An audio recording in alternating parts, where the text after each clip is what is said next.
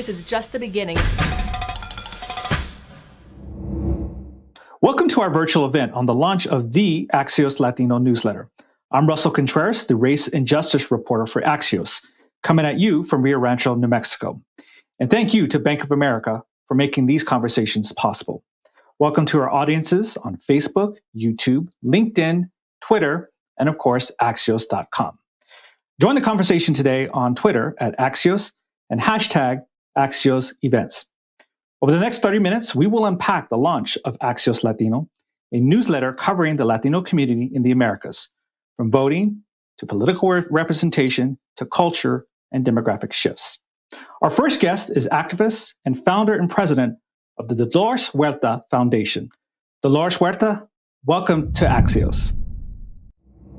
Well, thank you. Thank you for inviting me. Before we get started in discussing our U.S. Latino population, next month you will turn 91 years young. After all these years, why do you stay active? Why not go to a beach and relax? What keeps you going?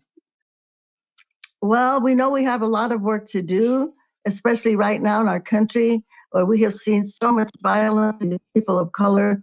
I'm thinking in terms of the Latino community, the people that were killed in El Paso, Texas, because in the mass shooting there, because they just happened to be Mexicans.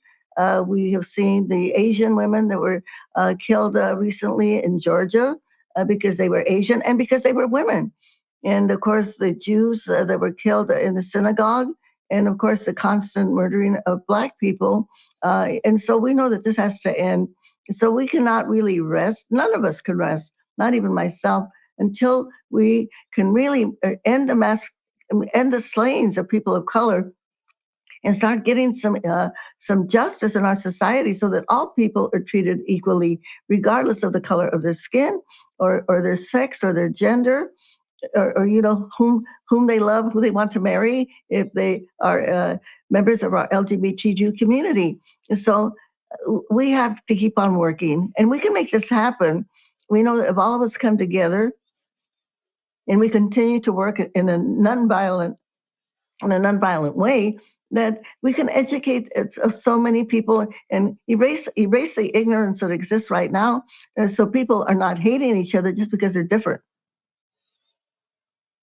Now, you were active in organizing the United Farm Workers with Cesar Chavez. How has activism changed from the early mid-1960s to today? What similarities do you see, and how are things different? Well, the wonderful thing is that everybody has their cell phone, and they have the social media platforms. They have the internet, so that we can mobilize and educate people and bring them together very, very quickly, as we have seen with the women's marches, with the Black Lives Matter marches, with the marches against gun violence by the young people in Florida.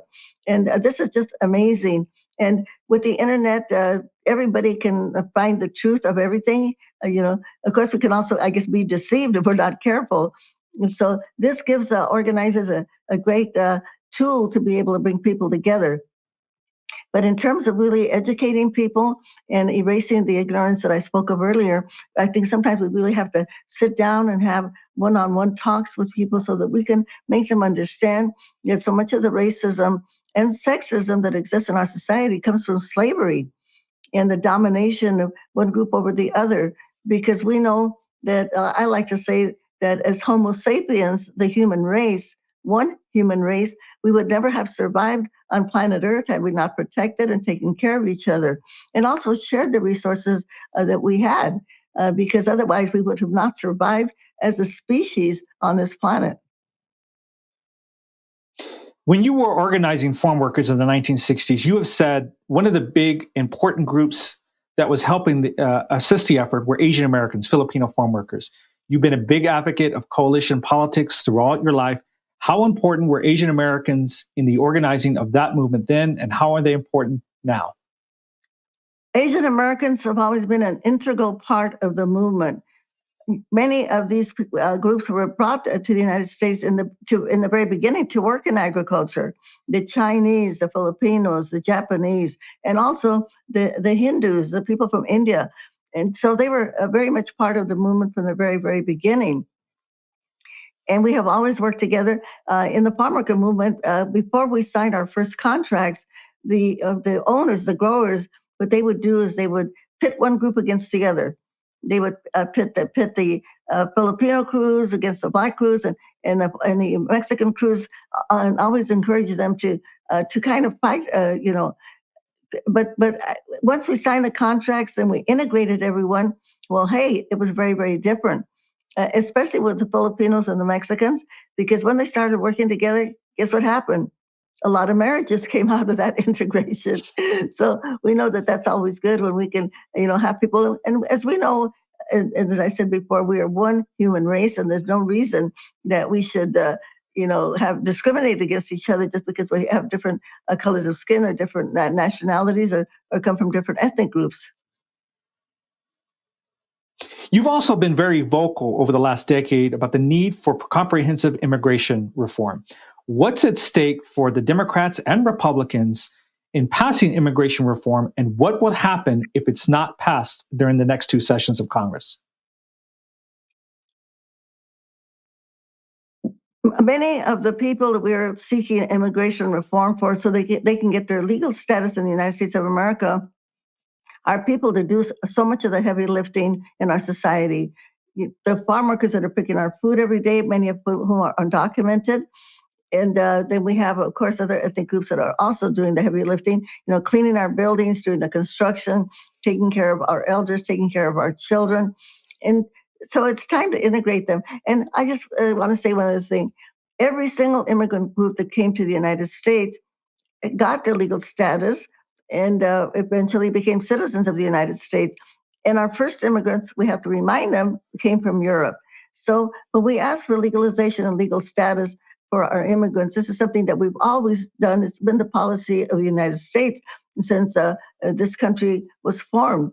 And so now it's time, because it's been over 20 years since we had any kind of immigration reform in our country, and we need it, especially right now in this critical time. Now, of course, you and I have talked about the need for Latino representation in elected bodies, whether it's Congress or local bodies there in California or in Texas or New Mexico. But there have been moments where Latinos have run for office and you've endorsed the African-American candidate at times. Why is coalition building still, after all these years, so important to you? And what drives you when you pick a candidate? We have to pick and work for representatives that really have our values and that have a record of them doing that. So it's often it's important to have Latino representation, but we have to have those Latinos that really are going to represent what the people need and what the people want. And actually, every person that's elected should always think that they are a public service. They are a public servant who has to do public service. So we want to choose people on the values and not just on their ethnic group. And yes, we do need Latino representation. We need representation of more women, but we know not all women support reproductive rights for women. And often not somebody who looks like us is going to represent our values. After all these years, you've seen the Mexican-American population grow and evolve. You've seen Latinos grow and evolve to become one of the biggest groups of color in the United States. But what are some of the misconceptions that you still see after all these years when media covers Latino communities? Well, number one, often they do not know the history of the United States of America, because if you look at a map of the United States before 1848, they will see that a third of the United States was Mexico. And so when they think that we don't belong here, we were here before the United States was the United States of America. And so we have to really end that discrimination that we have against Latinos and against other people of color. And now's the time to do it. Here in New Mexico, a place where you're born, in Dawson, New Mexico, it's an abandoned lot. There have been many activists that say we need to do something for Dolores Huerta's hometown. You and I have talked about this before. You said you're okay, but you feel that they should remember the miners killed at this town.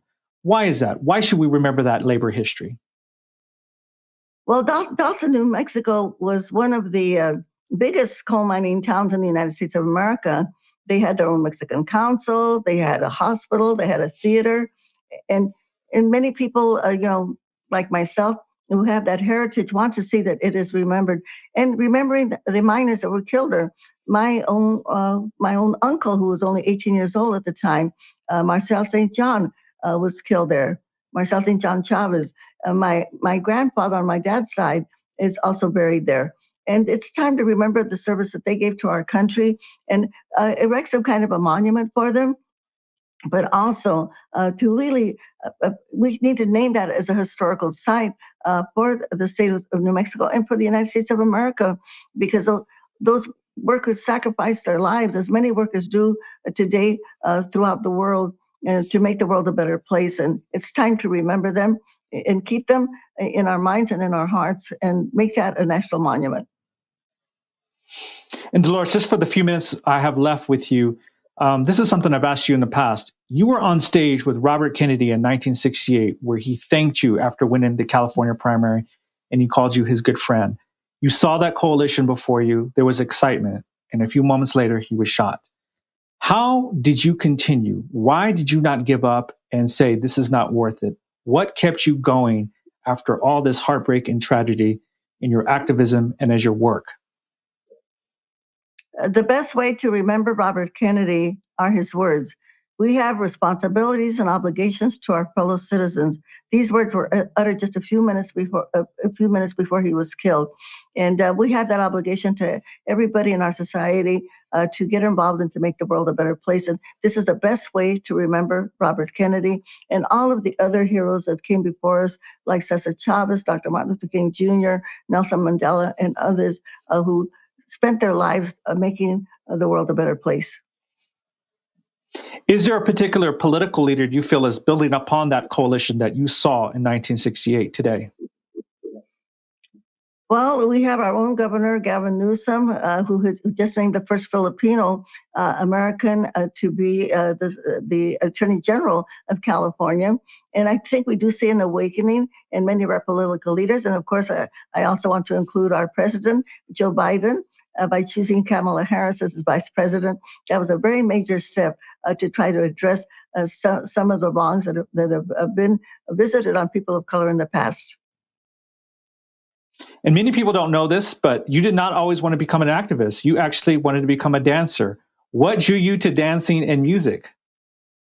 Well, I love dancing, especially flamenco dancing, and I was able to take dancing lessons when I was young. I started a little bit too late to be a professional dancer, but I still love to dance, and I want to encourage everybody to dance. You know, right now during the pandemic, we can dance at home, and after the pandemic is over, yes, we need to go out there and dance because it's really physically healthy and also mentally healthy for everyone to get that exercise of dancing, and of course the music that comes with it, which also regenerates our souls and keeps us healthier and happier. Dolores, it's been an honor and a pleasure. Thank you for joining Axios. Thank you very much, Russell. Appreciate it. Thank you. And now here's a video from our sponsor, Bank of America.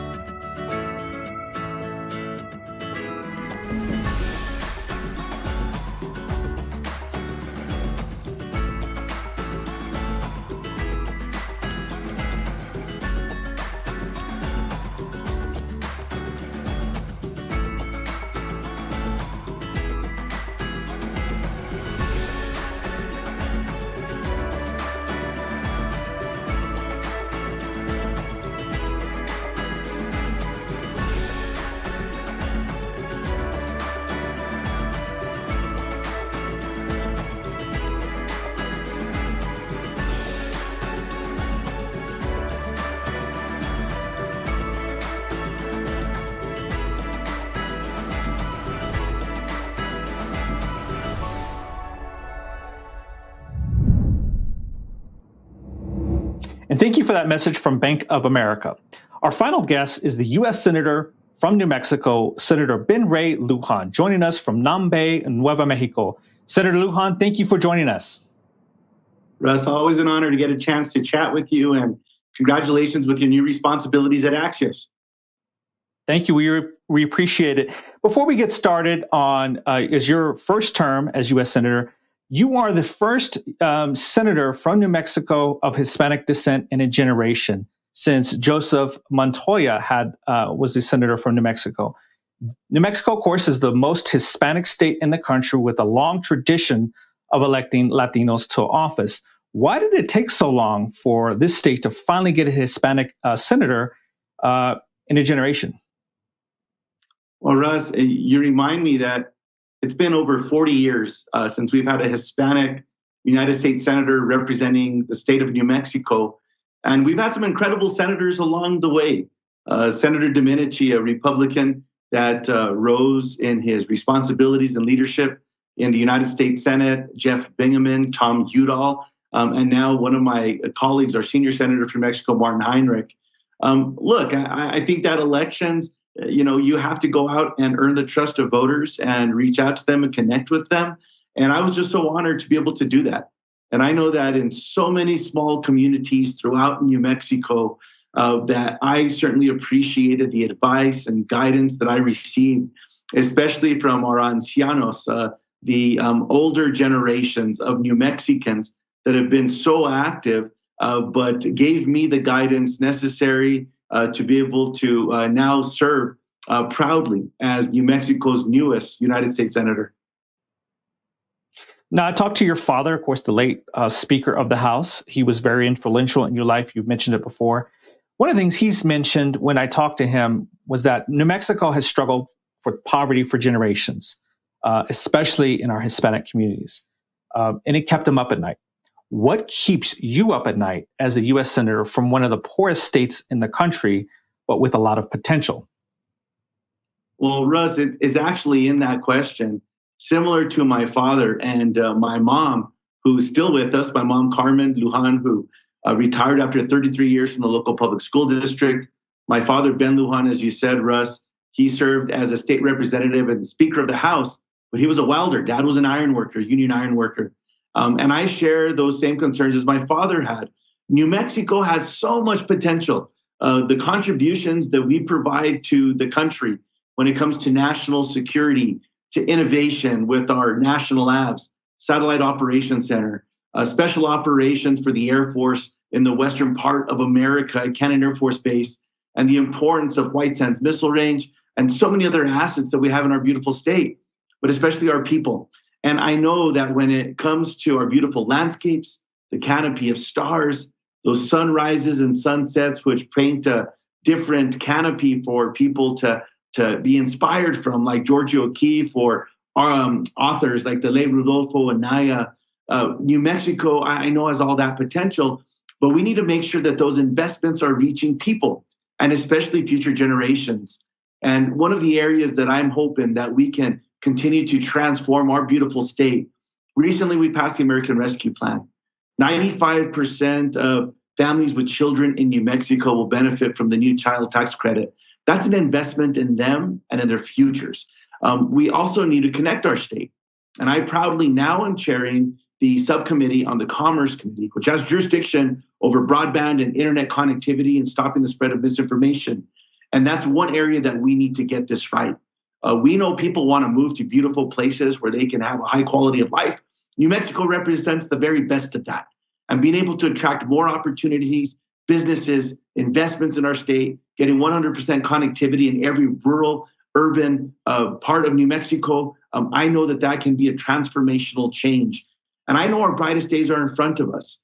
Recently, there were many announcements, whether it comes to film or other satellite operation companies announcing thousands of jobs in New Mexico.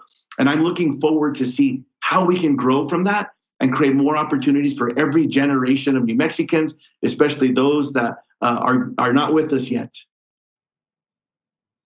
You've been very active and open about climate change. You mentioned this during your campaign. Environmental justice is something that you've talked about a number of times. And yet New Mexico relies on oil and gas revenues for its budget. How can we diversify a state like New Mexico in its economy, but at the same time, keep those high-paying jobs that some of our Hispanic oil workers have in places like Hobbs and our southeastern part of the state? Russ, there's not a person I've spoken to in New Mexico that doesn't agree that we have to diversify our economy. New Mexico should not depend on just one source of revenue. And just look at what happened to the oil and gas industry when the Russians started playing games with supply and with the prices of oil per barrel. It crashed to the point where it went into the negative. And oil producers are actually having to pay people to take their oil. It devastated the future for projections in New Mexico with our budget outlook. That's not something that sits well with anyone that I know. And look, as it pertains to the future and being innovative, not just with diversifying our economy, but diversifying how we're going to generate power, how we're going to move people, how we're going to provide electricity and connectivity to homes. Even the major oil and gas producers across America are making those changes. We're now seeing the big automakers making announcements that they're moving to all electric fleets. We need to be smart about our planning in New Mexico, because if we don't, these other changes by the majors with the oil and gas and also the big auto manufacturers, it's going to leave New Mexico behind and hurt us in the long run. So we have to attract more economic opportunities back home. And I believe manufacturing and getting into supply chains with Fortune 500 entities is going to be one of those paths forward. Seeing an explosion and an expansion when it comes to film production in New Mexico will put more people to work. But looking at every job that we can help attract here. And what I appreciate is, especially now during COVID, companies across America, they're looking to move to places where they can spread out a little bit, where they can have an incredible quality of life. And New Mexico is perfectly situated. So I'm optimistic that we can create those jobs here in the future and in the long run, that we can diversify our economy. And in the short term, we have to look at what can be done. New Mexico just instituted some new rules when it comes to methane. Even though we're not the number one oil and gas producer in the country, we have the worst methane plumes in the United States. That does not bode well for public health or for anyone. And so now with the new rule changes, it's going to take quite a few jobs to be able to go plug those leaks, stop those methane leaks, prevent and stop the venting, and also getting more dollars to be able to go and plug those abandoned oil wells and gas wells. Those are job opportunities right on the horizon, coupled with manufacturing. I know we can get there. And especially once we connect New Mexico, it'll only attract more opportunities to our state, including those that will be homegrown. You were also entering the U.S. Senate for the first time, as we mentioned, one of the first Hispanics in 40 years. But you're also going at a historic moment where we finally have 6 senators in the U.S. Senate who are Hispanic, 3 are Mexican American.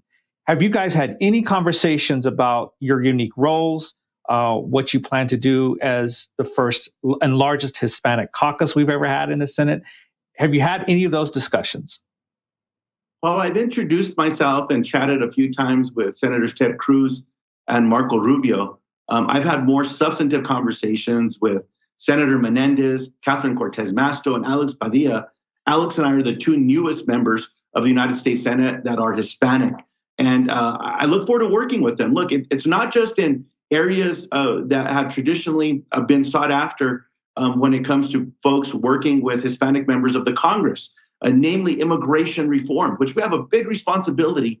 And I know we can get some of these legislative initiatives across the finish line. The House recently passed the Dream and Promise Act and the Farm Worker Modernization Act. Senator Menendez has introduced the Citizenship Act, which will be an important platform for comprehensive immigration reform that we are all focused to get across the finish line. But it's also about creating job opportunities, investment opportunities, access to education, looking to see what we can do to get from poverty to prosperity, home ownership. And in every one of those areas, we have a responsibility now that we are at the table to ensure that the Latino community and the Hispanic community are not going to be left out. The legendary U.S. Senator Dennis Chavez from New Mexico held these amazing hearings in 1946, talking to Latino returning World War II veterans and the systemic racism they faced. You are now there, more than 75 years later in this body. Systemic racism is still an issue in the United States. What are your concerns around systemic racism, especially as it pertains to Latinos and Native Americans in New Mexico and the American Southwest? Well, Russ, as you said, Dennis Chavez, who served in the 40s and 50s, and into the time frame when these debates were taking place, and the provisions that Dennis Chavez actually authored, which now became Title VII of the Voting Rights Act. What concerns me is that we still have not made the progress that he saw that we needed to make, that the Reverend Martin Luther King knew we had to make, that my friend, the late John Lewis, knew we had to make. While things have improved a bit, we now see legislatures across the country discriminating and making it harder for people to vote, our Black brothers and sisters, our Hispanic brothers and sisters, and our Native American brothers and sisters. And it's absolutely wrong. That's why I fully support adopting H.R. 1 and Senate Bill 1, which would restore the Voting Rights Act. It would protect people. But we also need to make sure that we're looking at the mistreatment of people based on the color of their skin or their faith. It's wrong, Russ, and we all have to speak out about these injustices and make a difference everywhere we can. And again, learning from the work that Dennis Chavez did, as well as my friend and our late colleague, John Lewis, there is so much more work to do. But I'm encouraged and optimistic that we can get more things done, that we can make progress, and we can come together to get these initiatives adopted in this Congress. In our last 60 seconds together, we spoke earlier to Dolores Huerta, the legendary civil rights leader who was born in New Mexico. She was born in Dawson, and yet there's no plaque or anything to signify that she was from New Mexico, born here and raised here. Should the state and the federal government do anything to help to bring sites that have historical significance to Latinos to light, and do something really in our National Park Service to celebrate these icons of civil rights, especially here in New Mexico? The short answer is yes, Russ. And I appreciate your reporting on these issues as well, not just interviewing the iconic, the incredible, our matriarch, Dolores Huerta from Dawson, New Mexico, in a small little community in northern New Mexico. So we need to get to work here at the state level and federal level to make sure that everyone will know where Dolores was born, and how proud we are to have her in New Mexico. And also, as you've written, the contributions of Hispanic New Mexicans who stopped the Confederacy in Pecos, New Mexico from spreading out to California. And what would have happened if they would have had access to gold or other areas of wealth? There are so many areas of contribution that New Mexicans have made, but I'm so proud to call Dolores Huerta a friend, a mentor, and we need to get to work. It's about time that everybody knows more about Dolores, but that these communities also, we can work with them to help tell that story. Senator Ben Ray Luján, thank you for joining us for that first historic Axios Latino event. We really appreciate it.